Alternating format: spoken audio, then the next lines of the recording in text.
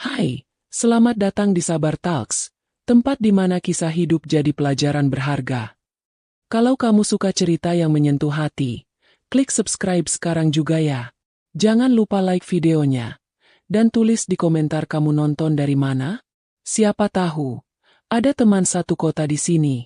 Dan sekarang, mari kita mulai kisah hari ini. Namaku Alia. 5 tahun yang lalu, aku menikah dengan pria yang sangat kucintai. Namanya Farhan. Ia adalah tipe pria yang selalu percaya diri, ucapannya tajam tapi seringkali benar, dan ia tahu bagaimana cara memperlakukan wanita dengan baik. Setidaknya, dulu seperti itu. Kami menikah bukan karena perjodohan atau karena paksaan. Kami menikah karena saling mencintai. Aku masih ingat jelas bagaimana Farhan bersimpuh di hadapan orang tuaku, meminta restu, berjanji akan menjaga dan membahagiakanku seumur hidup. Dan aku percaya sepenuhnya. Namun waktu adalah ujian paling kejam dalam pernikahan. Awalnya, pernikahan kami begitu hangat. Rumah kami kecil, sederhana, tapi penuh tawa. Farhan sering menggodaku saat aku memasak, membantuku melipat pakaian, dan selalu punya waktu untuk duduk bersamaku di teras rumah sambil menyeruput teh hangat. Tapi seiring berjalannya waktu, semua itu perlahan memudar. Masuk tahun ketiga pernikahan, Farhan mulai sibuk dengan pekerjaannya. Ia pulang semakin malam, dan seringkali tidak sempat sarapan bersamaku. Katanya, ada banyak proyek yang harus ia tangani. Aku percaya, tapi tetap saja, ada sesuatu yang terasa hilang. Sentuhan, tatapan, perhatian kecil yang dulu selalu ia berikan, kini digantikan oleh layar ponsel dan jadwal rapat yang tak ada habisnya. Dan yang paling menyakitkan adalah ketika semua orang mulai bertanya, "Kapan kalian punya anak?" Pertanyaan itu menghantam seperti cambuk di hati. Aku sudah berusaha. Kami sudah berkali-kali periksa ke dokter. Hasilnya, aku sehat. Farhan juga. Tapi nyatanya, belum juga ada tanda-tanda kehamilan. Aku tahu, Farhan mulai resah. Hingga suatu malam, saat kami makan malam bersama, ia mengangkat kepalanya dan menatapku dengan dingin. "Alia, aku ingin bicara serius." Nada suaranya kaku, tak seperti biasanya. Aku berpikir untuk menikah lagi. Sendok di tanganku jatuh ke piring. Suaranya nyaring. Mataku menatapnya tak percaya. "Apa maksudmu?" "Aku ingin punya anak. Aku sudah menunggu 5 tahun. Alia. Dan kamu tahu sendiri, kita belum juga diberi rezeki itu." "Aku juga ingin anak, Farhan. Tapi apa artinya semua janji kita dulu kalau sekarang kamu mau menikah lagi hanya karena alasan itu?" Ia tidak menjawab. Ia hanya menatap kosong ke arah dinding. Dan malam itu, aku tahu pernikahan kami tak lagi sama. Selama berminggu-minggu setelah pengakuan itu, aku hidup seperti bayangan. Kami masih serumah, tapi tak lagi sehati. Farhan mulai sering menginap di luar kota, atau mungkin itu hanya alasannya saja.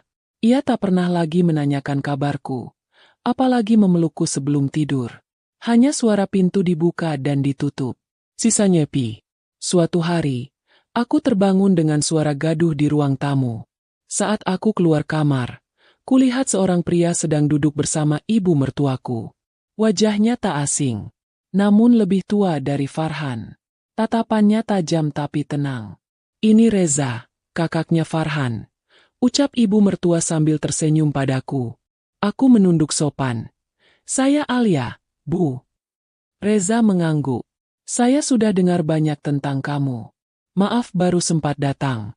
Ibu sedang sakit, jadi saya langsung pulang dari Surabaya." Reza berbeda dari Farhan. Ia pendiam, gerak-geriknya terukur, dan caranya memandang membuatku tidak nyaman, tapi bukan karena takut. Entah kenapa, aku merasa dipahami. Hari-hari berikutnya, Reza lebih sering berada di rumah. Ia menjaga ibunya, mengurus rumah, bahkan sempat menawariku bantuan saat aku terlihat kesulitan mengganti galon air. "Farhan kemana?" tanyanya suatu malam saat kami sama-sama duduk di meja makan. Aku sedang menyuapi ibu mertua. "Masih di luar kota," katanya. Reza menghela napas pelan. Begitu ya? Ada jeda panjang. Lalu ia berkata pelan, hampir seperti gumaman. Aku tidak suka caranya memperlakukanmu. Aku terdiam. Aku tidak tahu harus menjawab apa. Tapi malam itu, pertama kalinya aku merasa dilihat. Bukan sebagai istri Farhan. Bukan sebagai menantu. Tapi sebagai manusia yang sedang terluka. Dan sejak hari itu, aku mulai menyadari sesuatu yang ganjil dalam hati kecilku. Sesuatu yang seharusnya tidak boleh tumbuh. Tapi diam-diam mulai berakar. Sementara itu, Farhan kembali ke rumah. Dan membawa kabar baru yang lebih mengejutkan dari sebelumnya. Katanya, ia akan segera melamar wanita lain. Kalimat itu mengendap di telingaku seperti racun yang lambat-lambat membunuh. Aku hanya menatap Farhan yang berdiri tegak di ambang pintu ruang tamu, dengan wajah datar seperti sedang membicarakan laporan keuangan, bukan masa depan rumah tangganya. Namanya Nadia. Umurnya 25. Ia anak dari relasi bisnis ayah. Cantik, pintar, dan subur. Subur. Aku nyaris muntah mendengar kata itu. Seolah aku ini tidak lebih dari ladang kering yang gagal panen. Farhan menatapku sekilas. Aku akan tetap menafkahimu, tidak akan menceraikanmu. Kamu tetap istri pertamaku. Tapi kamu harus bisa menerima kenyataan ini. Aku terdiam, menahan napas. Suara detik jam di dinding lebih keras daripada suaraku. Aku tahu, andai aku berteriak pun, Farhan tidak akan peduli. Hatinya sudah tertutup. Digembok oleh ambisinya untuk punya keturunan, atau sekadar ego untuk terlihat sempurna di mata keluarga besarnya. Malam itu aku menangis di kamar, sendirian. Sementara di ruang tamu, terdengar suara tawa dari Farhan dan ibunya. Mereka membicarakan rencana lamaran, tanggal pertemuan keluarga, hingga menu yang akan disajikan. Aku yang telah menjadi menantu mereka selama 5 tahun, tak diajak berbicara. Tak dianggap penting. Esok harinya, aku duduk di teras rumah sambil memeluk lutut, memandang jalan yang lengang. Suara langkah pelan membuatku menoleh. Reza berdiri di sampingku, membawa 2 cangkir teh hangat. Minum dulu. Kamu kelihatan pucat. Aku mengangguk pelan. Ia duduk di bangku sebelah, tidak bertanya apa-apa. Hanya diam, menemaniku. Tapi justru itu yang kubutuhkan. Kehadiran yang tidak menghakimi. Aku sudah dengar, katanya akhirnya, tentang lamaran itu. Aku menunduk. Tangisku kembali pecah. Reza tidak berkata apa-apa lagi. Tapi ketika tanganku gemetar saat menggenggam cangkir, ia mengambilnya dari tanganku, lalu menaruhnya pelan di meja. Kamu bukan ladang, Alia. Kamu bukan alat untuk meneruskan keturunan siapapun. Kalimat itu membuatku membungkam. Aku menatap Reza dengan mata basah. Aku tidak tahu kenapa kamu bisa begitu kuat selama ini, lanjutnya. Tapi kamu tidak harus terus diam. Aku ingin menjawab, tapi bibirku terlalu lelah. Aku hanya memejamkan mata, dan untuk pertama kalinya sejak Farhan mengucapkan niat poligami itu, aku merasa ingin pergi jauh. Pergi dari semua ini. Hari lamaran pun datang. Rumah dihias seadanya, tapi cukup meriah. Ada hidangan di meja, suara ibu mertua yang cerewet memberi arahan, dan Farhan yang tampil rapi dengan setelan batik. Nadia pun datang, mengenakan kebaya biru muda. Senyum manisnya membuat semua mata terpaku. Kecuali mataku. Aku memilih berdiam di kamar. Tapi pintu kamarku diketuk pelan. Saat kubuka, Reza berdiri dengan wajah menegang. Kamu tidak harus menyaksikan ini, Alia. Aku menggeleng. Biar saja. Aku sudah terbiasa. Reza menatapku dalam-dalam. Lalu tiba-tiba ia menarik tanganku, membawa keluar lewat pintu belakang, melewati gang kecil, sampai kami tiba di taman sepi dekat masjid. Aku tidak tahan melihat kamu diperlakukan seperti ini, ucapnya. Napasnya cepat. Aku sudah diam terlalu lama. Aku menatapnya bingung. Reza. Ia menunduk, menghela napas, lalu menatap mataku lekat-lekat. Aku ingin menikahimu, Alia. Jantungku nyaris berhenti berdetak. Aku tahu, ini terdengar gila. Aku kakak dari mantan suamimu. Aku tahu dunia akan menghakimi. Tapi aku tidak peduli. Aku tidak ingin kamu menghabiskan hidupmu menunggu seseorang yang tak menghargaimu. Aku terdiam. Dunia seperti hening. Semua suara di taman itu lenyap. Bahkan detak jantungku seolah tak berani bersuara. Kamu tidak harus jawab sekarang. Tapi aku ingin kamu tahu. Aku serius. Aku mundur satu langkah. Mataku berkaca-kaca. Kenapa? Tanyaku pelan. Kenapa kamu melakukan ini? Reza tersenyum tipis. Karena dari semua perempuan yang kutemui, hanya kamu yang bertahan saat dunia menjatuhkan. Dan kamu tidak layak untuk diperlakukan seperti itu. Aku berjalan pulang dengan langkah lunglai. Sementara di rumah, tamu-tamu mulai berpamitan. Nadia tersenyum puas. Farhan tampak bangga. Tak ada yang tahu bahwa di luar rumah, seseorang baru saja menyatakan cinta yang berbeda. Bukan cinta karena tubuh, bukan karena keturunan, tapi karena jiwa. Beberapa hari setelah lamaran itu, hubungan aku dan Farhan makin hambar. Ia sudah tidak berusaha menyembunyikan kedekatannya dengan Nadia. Ia bahkan mulai tidur di luar rumah lebih sering. Suatu malam, saat aku sedang mencuci piring, ia datang dan meletakkan secari kertas di meja makan. "Apa ini?" tanyaku. "Surat cerai." Tanganku gemetar. Tapi aku tidak menangis. Tidak kali ini. "Kenapa tidak dari dulu saja?" tanyaku datar. Karena Nadia tidak ingin menjadi istri kedua. Aku tertawa miris. Jadi ini semua hanya permainan. Ia tidak pernah benar-benar memperjuangkan rumah tangga kami. Ia hanya mencari cara agar bisa menikahi wanita lain dengan sah dan bebas dari beban. "Baik," ucapku. "Kalau itu yang kamu mau, aku tidak akan menahan." Aku menandatangani surat itu malam itu juga. Dan saat aku melakukannya, ada rasa lega aneh di dalam dadaku. Seperti akhirnya aku bisa bernapas kembali setelah sekian lama tenggelam. Aku pindah dari rumah itu 2 minggu kemudian. Reza yang membantuku mengangkat barang. Ia bahkan menyewa kontrakan kecil untukku. Awalnya aku menolak, tapi ia bersikeras. Ia tidak ingin aku tinggal sendiri tanpa jaminan keamanan. Hari-hariku mulai pelan-pelan membaik. Aku membuka warung kecil di depan rumah. Menjual gorengan, kopi hitam, dan mie rebus. Orang-orang mulai mengenalku, dan aku kembali menemukan senyumku sendiri. Tapi satu malam, saat aku sedang menghitung uang kembalian, Reza datang.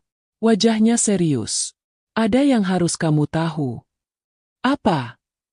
"Farhan." Ia mulai mempertanyakan tentang kita. Ia mencium kedekatanku denganmu.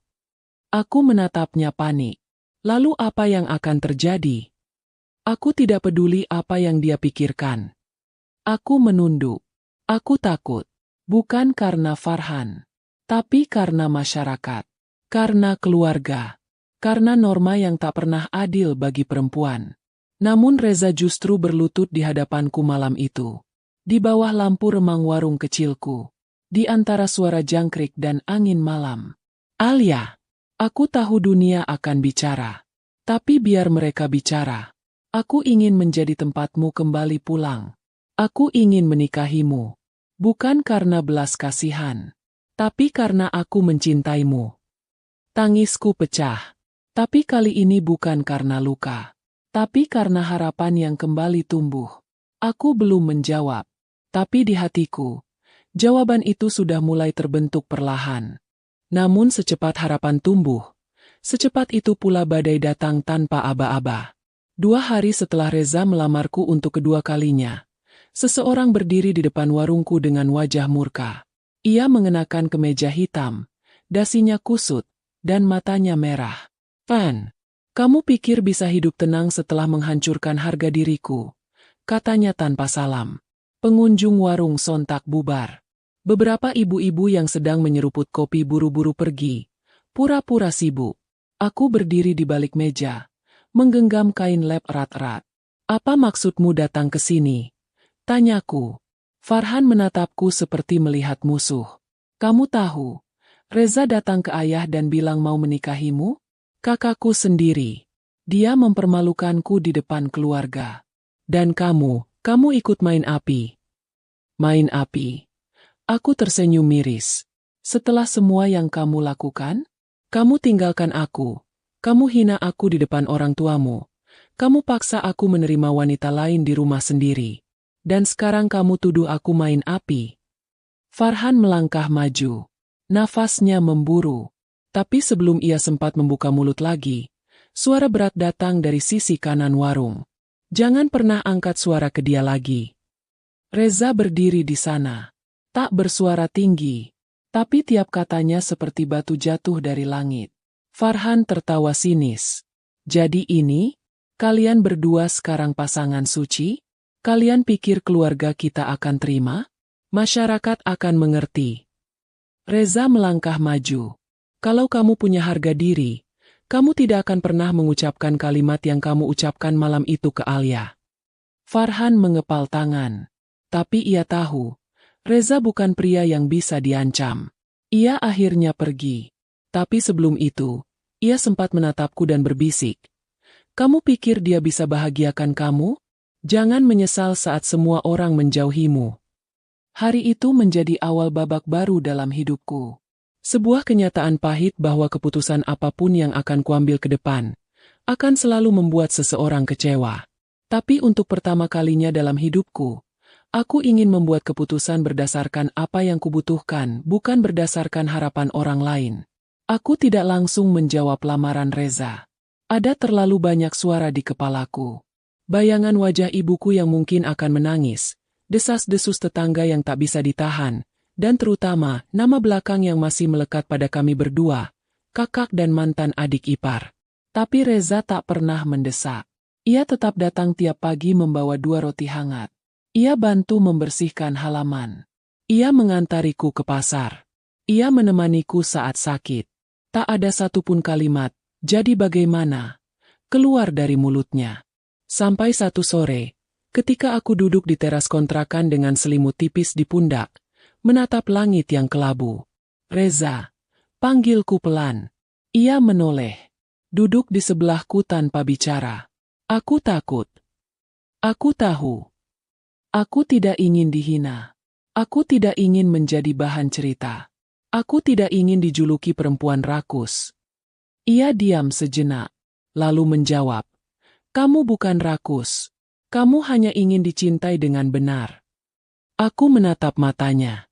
Lalu perlahan berkata, "Kalau kamu yakin, aku juga mau mencoba." Reza menghela napas lega. Lalu tersenyum kecil. Tak ada pelukan. Tak ada ciuman. Hanya keheningan yang hangat. Dan itu cukup. Tapi seperti yang kami duga, badai tak berhenti sampai di sana. Keesokan harinya, ibu mertua datang ke warung. Ia membawa 2 wanita sepuh lainnya. Semacam dewan ibu-ibu senior kampung. Mereka duduk tanpa memesan apapun. Hanya membawa aura yang dingin. "Alia," suara ibu mertua pelan, tapi menusuk. "Apa yang kami dengar itu benar?" Aku menatapnya tenang. Kalau ibu maksud lamaran dari Reza, ya, itu benar. Salah satu ibu lainnya menghela napas. "Nak, kamu tahu dunia tidak akan baik pada perempuan seperti kamu." Ibu benar. Aku mengangguk. Tapi dunia juga tidak baik saat aku jadi istri yang ditinggalkan suaminya untuk wanita lain. Lalu apa bedanya? Ibu mertua menatapku tajam. "Kamu mempermalukan keluarga kami." "Tidak, Bu. Saya hanya memilih untuk tidak terus dipermalukan." Ia berdiri. Menghela napas panjang. "Kalau kamu benar-benar jadi dengan Reza, kamu bukan lagi bagian dari keluarga kami. Bahkan untuk sekadar datang ke rumah kami pun, jangan harap diterima." Aku tersenyum tipis. Saya sudah tidak dianggap bagian sejak Farhan membawa wanita lain ke rumah itu, Bu. Mereka pergi dengan tatapan kecewa. Tapi aku tahu, untuk pertama kalinya dalam hidupku, aku berdiri di atas keputusan sendiri. Seminggu setelah itu, kami menggelar akad nikah sederhana di rumah Reza. Hanya dihadiri oleh beberapa kerabat dekat dari pihaknya, 2 sahabatku, dan seorang penghulu dari kelurahan. Tidak ada dekorasi mewah. Tidak ada gaun putih panjang. Tapi ada keheningan yang hikmat. Dan ada suara hati yang berbicara. Saat Reza mengucap ijab kabul, hatiku bergetar. Bukan karena status baru. Tapi karena untuk pertama kalinya, aku merasa benar-benar dipilih. Bukan sekadar diterima. Sore itu, usai akad, kami duduk berdua di teras rumah yang menghadap ke pohon mangga tua. Reza menggenggam tanganku. Tak bicara panjang. Hanya sebuah kalimat sederhana. Akhirnya kamu pulang. Dan aku tahu, apapun yang terjadi esok, aku tak lagi sendiri. Namun tak sampai 1 minggu setelah pernikahan kami, kejutan lain kembali mengetuk pintu. Sore itu hujan deras. Petir menyambar. Reza belum pulang dari kantor. Aku sedang membereskan dapur ketika terdengar ketukan di pintu. Saat kubuka, tubuhku menegang. Farhan berdiri di sana. Basah kuyup. Wajahnya kusut. Tapi bukan karena marah. Kali ini, wajahnya kalah. Aku salah, katanya pelan. Aku berdiri diam. Petir menyambar sekali lagi di langit. Aku kira Nadia akan memberiku hidup baru. Tapi ternyata dia hanya cinta bayanganku. Bukan aku yang sesungguhnya. Aku menahan napas. Aku tidak pernah menghargaimu. Aku terlalu sombong. Dan sekarang, aku kehilangan kamu. Bahkan kehilangan kakakku. Ia menatapku. Memohon. Alia, bisakah kamu? Aku mengangkat tangan. Menghentikan ucapannya. Farhan, kamu datang terlambat. Hatiku sudah ditambal oleh tangan yang tidak pernah menyakitiku. Farhan tertunduk. Aku tahu. Hujan belum berhenti saat ia berjalan pergi. Tubuhnya membungkuk. Langkahnya lemah. Dan untuk pertama kalinya, aku tidak merasa sakit melihatnya. Aku hanya merasa bebas. Tapi kebebasan, seperti udara di pegunungan, terkadang terlalu tipis untuk membuatmu merasa benar-benar bernapas lega. Malam itu, aku duduk di ruang tengah rumah Reza. Rumah kami. Rumah baru yang masih berbau semen kering dan kayu segar. Di hadapanku, Reza membongkar kardus-kardus berisi barang-barang kenangan. Foto-foto masa kecilnya bersama Farhan, surat-surat lama, bahkan medali Olimpiade Sains yang katanya pernah membuat ayah mereka bangga. Reza menatap satu foto agak lama. Foto kecil mereka berdua, Farhan dan Reza, duduk di atas sepeda. Wajah mereka masih bersih. Belum ternoda ambisi atau ego. Aku kadang ragu, gumam Reza. Apakah keputusan kita ini terlalu kejam buat Farhan? Aku terdiam. Aku tahu. Reza bukan bicara dari rasa bersalah. Ia bicara dari luka yang lebih dalam. Luka karena mengkhianati ikatan darah, meski demi cinta. Dia yang pertama meninggalkan. Jawabku pelan. Kita hanya memilih untuk tidak tetap berada di tempat kita disakiti. Reza menatapku, lalu mengangguk. Tapi aku tahu, di dadanya masih ada perang yang belum selesai. Beberapa minggu setelah pernikahan kami, kabar mulai menyebar lebih luas. Ada yang menyindir dari balik status media sosial, ada yang membisikkan komentar saat aku lewat di pasar, dan ada juga yang terang-terangan menyebutku, perempuan tak tahu malu. Tapi yang paling membuat gemetar adalah kabar bahwa keluarga besar Farhan akan mengadakan pertemuan resmi. Dan mereka mengundang Reza. Awalnya Reza enggan datang. Tapi aku tahu, ia bukan pengecut. Aku harus hadapi ini, katanya. Hari itu, Reza berangkat ke rumah keluarga besarnya dengan wajah tegas. Aku menunggu di rumah dengan gelisah. Bahkan kompor pun kulempar jauh-jauh dari jangkauan. Takut kalau hatiku yang terbakar meledak bersama air mendidih. Pukul 3 sore, Reza pulang. Wajahnya dingin. Ia duduk di kursi tanpa membuka jaketnya. Ayah tidak datang, katanya pelan. Tapi ibu menangis. Aku menghampirinya. Menggenggam tangannya. Apa mereka mencaciku? Reza menggeleng. Tidak, mereka mencaciku. Ada jeda. Napasnya berat. Mereka bilang aku menghancurkan kehormatan keluarga. Bahwa aku membiarkan harga diri kami diinjak oleh seorang perempuan yang dulu hanya gadis biasa yang mereka pilihkan untuk Farhan. Aku tercekat. Aku, gadis biasa? Tapi aku tidak tinggal diam, lanjut Reza. Aku bilang ke mereka bahwa kamu adalah satu-satunya perempuan yang bertahan saat adikku sendiri melupakan artinya menjadi suami. Dan kamu tidak pernah meminta dicintai. Kamu hanya berharap dihargai. Aku menunduk.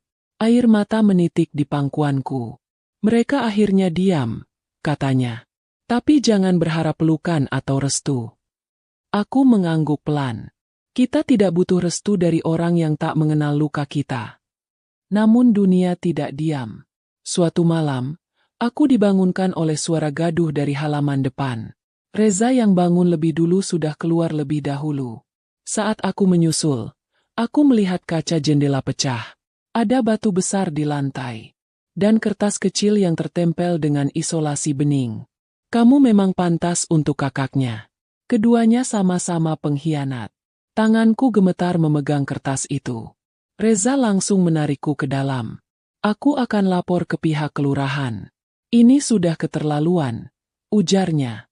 Namun aku tahu ini bukan sekadar ulah iseng. Ini dendam. Keesokan harinya, berita mulai menyebar di grup ibu-ibu RT. Beberapa menyalahkanku karena membuat keributan. Ada pula yang diam-diam mengeluarkan barang daganganku dari toko mereka. Bahkan beberapa pelanggan tetap warungku mendadak menghilang.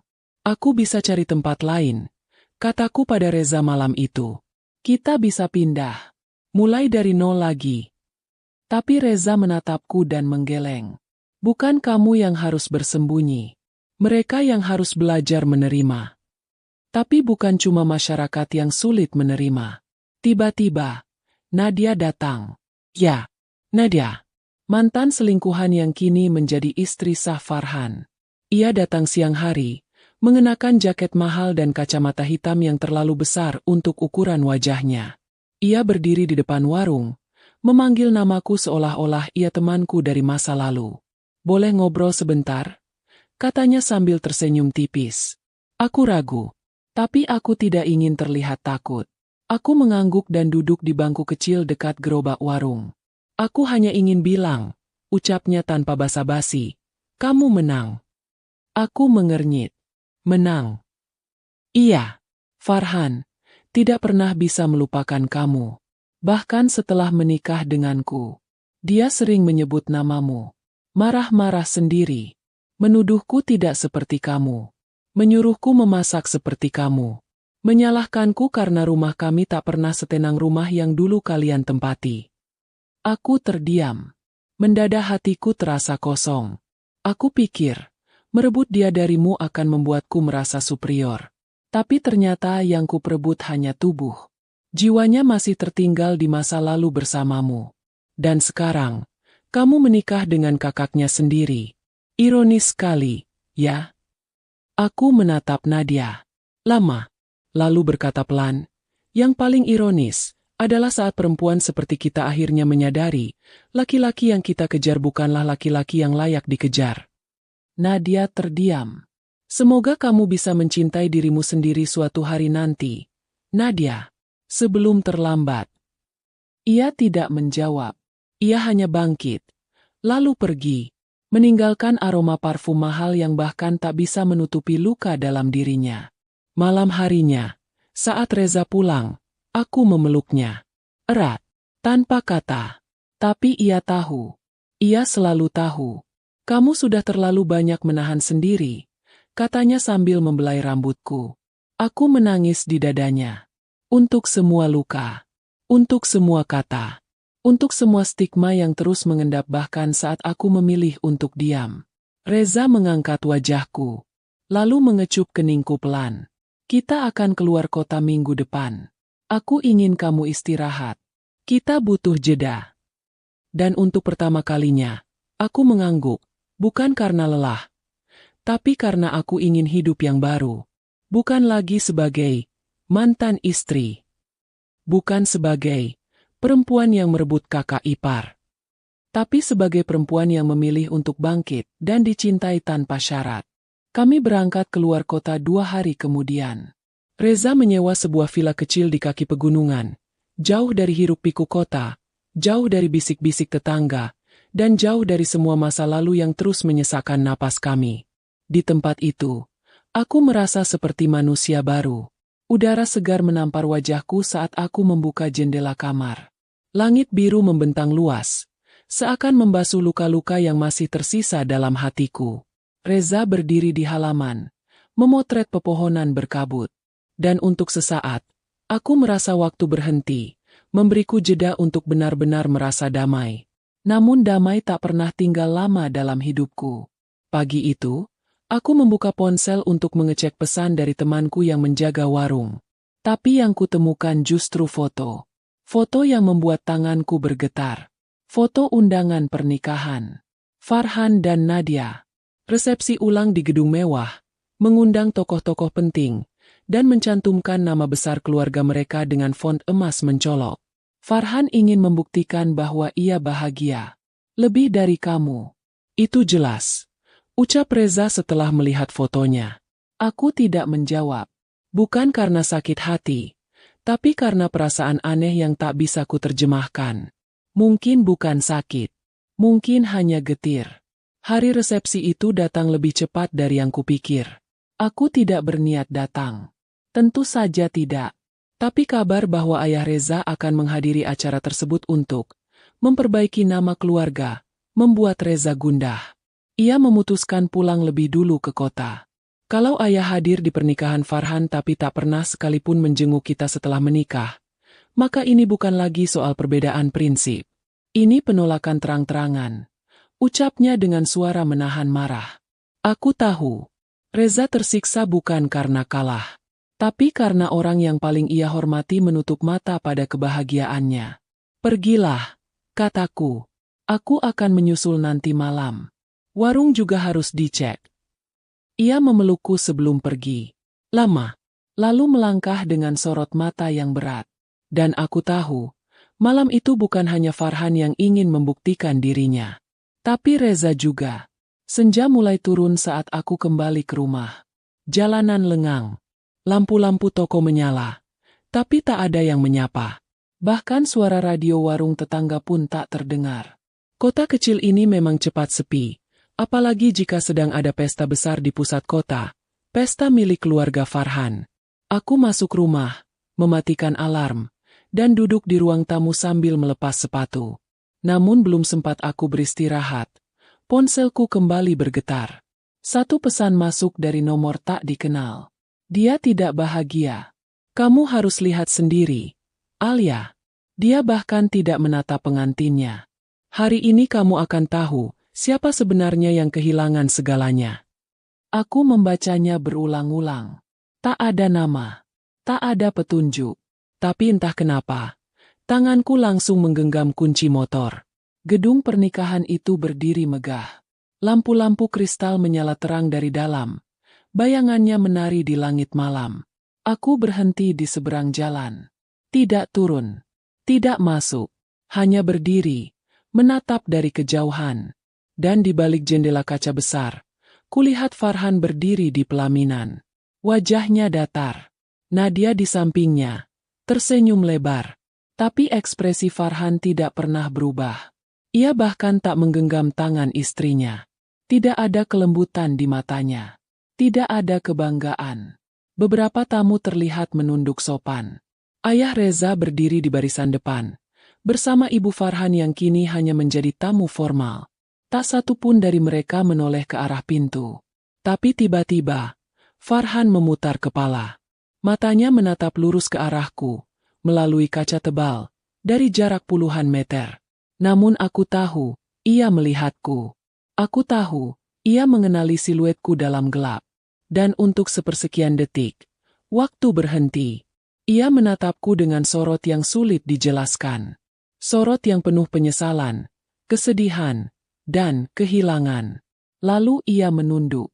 Tangannya menyeka keringat di leher. Tapi wajahnya tak berpaling lagi ke Nadia.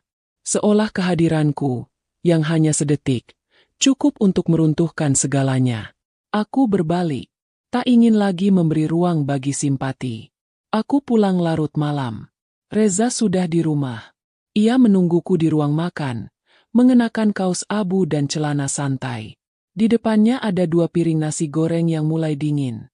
Ayah bilang dia datang bukan karena ingin merestui Farhan, tapi karena malu jika tak datang, kata Reza tanpa menoleh. Aku duduk, diam, lalu menjawab. Aku pergi sebentar tadi, ke gedung resepsi. Reza mengangkat alis, tapi tidak marah, tidak curiga. Ia hanya bertanya, "Kamu lihat apa?" Aku menatap matanya, lalu menjawab pelan, "Aku lihat seorang pria yang kehilangan segalanya." Reza tersenyum, bukan senyum puas, tapi senyum lega. Karena dia tahu, ucap Reza, apa yang ia buang sekarang sudah menjadi milik orang yang tahu cara menghargainya. Aku tersenyum kembali. Dan malam itu, di antara piring dingin dan lampu temaram, kami makan dalam diam yang penuh makna. Bukan karena lapar, tapi karena akhirnya kami benar-benar utuh.